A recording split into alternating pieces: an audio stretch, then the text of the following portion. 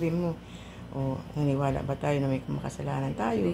So sabi ng Panginoon Diyos, tayo ikinreate niya bilang isang kawangis niya. So nais ng Panginoon Diyos na makasama tayo sa langit, pero hindi lahat ay makakasama dahil dito sa kasalanan. So elaborate mo na yung kasalanan. O mga bata, ano ba yung mga kasalanan? Bilang isang bata, ano ba yung nagagawa natin? So magsabi o ganito, huwag mong sabihin na, o ganito, o sino nga, magsira nga kayo, ano ba yung ginagawa ng usually ng mga bata? Magsinungaling, mag-cheat sa eskwelahan, ganyan. Kung bata ang iyong siran. Yun. So dahil doon, hindi tayo talaga rating sa hindi natin makasama si God sa langit. Pero may paraan po, sabi niya. May paraan ang Panginoon kasi mahal niya tayo. Kaya ibinigay niya ngayon ang kanyang bugtong na anak ni si Jesucristo. Yan po, si Jesucristo ay siya ay nagkatawang siya ay tao, pero hindi natin kayang iligtas ang ating sarili, pero si Jesus lamang ang tulay at mamagitan sa atin para tayo magkaroon ng kaligtasan at magkaroon ng buhay na walang ito po yung blood na namatay si Kristo para sa ating lahat. Yan. Tinubos niya tayo sa ating mga kasalanan. Kung tayo ay makalapit muli sa ating Panginoon sa langit. Diba? Ito. So, ikaw na mag-adlib dyan. So, yan po. Tapos yan. So, once tinanggap niyo si Jesus sa buhay ninyo, ay, siyempre, pag tinanggap niyo si Jesus ng buong puso sa buhay niyo, merong kaibahan kasi dahil sa dugo ni Kristo ay nilinis tayo. Kasi ang ginawa ko illustration, kopunban. Kopunban. So may illustration ako sa bata nung kami ay naging kukuha. So ito kopunban. So nilagyan ko ng batik-batik, pintel-plana na. Tulad itong kopunban. Malinis kasi nilalang tayo ng Panginoon na malinis nung isinila na malinis tayo. So nagkaroon tayo ng kasalanan sa pamagitan ng ating ninuno si Adan at si Eva. So yun po, ito batik-batik. So dahil sa pagmamahal sa atin ng Panginoon Diyos, nilinis tayo, namatay sa krus upang tayo iligtas. At nilinis tayo sa pamagitan ng kanyang dugo. Sabi nga na nilinis tayo sa pamagitan ng dugo.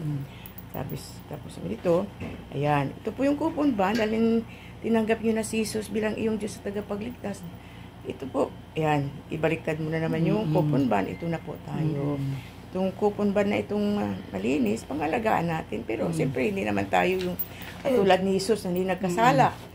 Siya lang ang perfecto, siya yung holy. Tayo ay tao na, sabi nga ay, mayroon pa rin tayong flesh. So, nagkakasala pa rin tayo. So, pag tayo nagkasala, hingi tayo ng tawad sa Panginoon para uli makalapit tayo sa ating God the Father sa taas. Yun po. Bakit na, ano to? Bakit? Baptism kasi yan, di nagkasama lang yan. Sa baptism yan. Obedience pag yung mga nabaptize na yan. Tapos ito yung grow. Dapat ihulin mo dapat itong green. So, ito yung green. Paano tayo lumago naman? Kasi tinanggap na si Jesus. No? Bilang yung Diyos sa tagapagligtas. At kailangan natin lumago sa pamagitan nating panalangin, sa pamagitan ng magbasa ng Biblia, at magsimba tayo.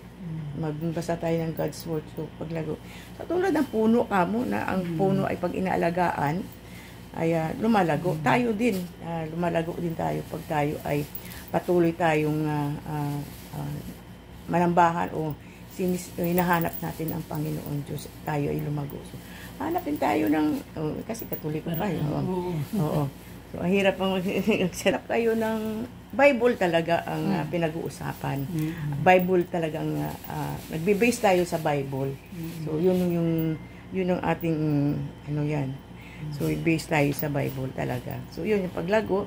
Yun nga, yung pray, magbasa ng Bible, at magkaroon tayo ng fellowship, mag-share tayo ng ganito din para hindi lang sila, pamilya natin na maliligtas, kundi lahat ng tao. Sabi nga, baptize sa pamagitan ng Ama natin, pamagitan ng ating Ama, Anak, Espiritu Santo. So, yun. At sabi nga niya, ito natin sa lahat. Maging masunurin tayo sa Panginoon Diyos. So, yan po. Ayun po. Yun. So, yan po. Sa paglago. Yun lang yung ating maghanap kayo ng church Kaya hindi mo man masabi, maghanap kayo ng church. Ayan po, no? Okay, so bahala ka na, Zeni, kung ano. At idagdagan ko lang yung sa green, yung GROW, acronyms ng GROW, G-R-O-W, go, yung G, go to church, R, read the Bible, Read the Bible. O, obey the words of God, Obey and W is witness to others. Yun. Kaya madali, GROW, Okay. G-R-O-W. Yun yung sinabi, kaya lang, mayroon siyang meaning na Para grow. madaling matandaan, madaling G-R-O-W. Simba tayo, yun. So, okay, yun po. Yun. Go to church. Simple lang pag nasa Panginoon tayo, ang lahat nito talaga ay maisishare mo talaga. Tapos manalangin ka ng acceptance sa bata. O kids, gusto mo ba yung manalangin tayo? So manalangin ka para sa pagtanggap sa Panginoon Jesus. Yeah. So, isipin mo, sundan mo ako, sundan niyo ako, manalangin ka. So alam mo na kung Panginoon Jesus, naamin ko po na aking makasalanan, patawarin niyo po ako sa lahat ng aking mga kasalanan at tinatanggap ko po kayo, Panginoong Hesus, bilang aking Diyos at tagapagligtas at nag-iisang Diyos lamang. Panginoon, salamat po sa iyong buhay na binuwis mo sa akin. Itukuhin mo lang yung mga binuwis mo sa akin kasi individual po tayo, hindi po yung grupo. No? Ayun siya. So, binuwis mo para sa akin. So, salamat po. Sana po, Lord, ay tulungan mo ako na makapamuhay at makasunod sa iyong kalooban sa araw-araw. So, salamat po, Lord. In Jesus' name we pray. Amen. So, yan na yung gold. Kaya yung Gold, makakaano na tayo sa gold. So, Yan. makalapit. So, lahat tayo na tumanggap, malapit na tayo at makatawid na tayo sa buhay Yan na yung walang hanggan. blessed hope na makakaano tayo sa langit. Kasi gold ang langit. Oo. Kasi dapat ako sinishare. Ay, wala Yung gold yan. Gold. So, yung gold, Sa langit makakapunta. So, tayo, pag tinanggap natin si Jesus, sabi nga niya, hindi lahat makatanggap, no? Sabi nga sa John 3:16, no, na Oh, God. sabi nga dun sa 81, na yaon lamang ang makarating sa langit ang sino mang tumatanggap sa anak ng Diyos na makaroon ng buhay. Siya lang ang makakarating sa langit. So, ito yung gold. So, yung gold na to. So, yan po na so, kung gusto mo mag-adlib naman, kung mayroon ka naman, pwede ka naman mag-adlib. Kasi ang short po ng black, sin. Tapos ito yung dugo ng Diyos na nang nalinis na yung kasalanan natin, naging puti tayo. We become the child of God. Tapos yung blue yun yung baptism, obedience to God. Yung green ay growth. At yung gold ay kasabi-sabi sa langit ay puro ginto ang ano natin. Kaya yan ang ano niya tayo ng sa Panginoon. Yan naman ang nais ng Panginoon natin na makasama tayo lahat na may nilaan tayo sa langit na iba-ibang may kanya-kanyang kwarto tayo. So yun yung gold na si God ay sa langit. Makasama natin sa langit. Kasama natin sa langit in the future. So panahon lang natin, no? Na mayroong bata, may baby, may sanggol, may matanda na panahon. So yun. So makasama natin.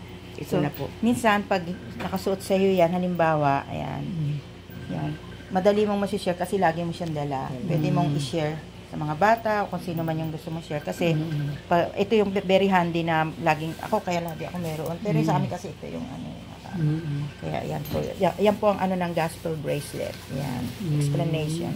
Short explanation, bahala na po yung iba kung alam nila ng mas mahaba na mag-ano ng verse sa Bible. Kasi sa bata kasi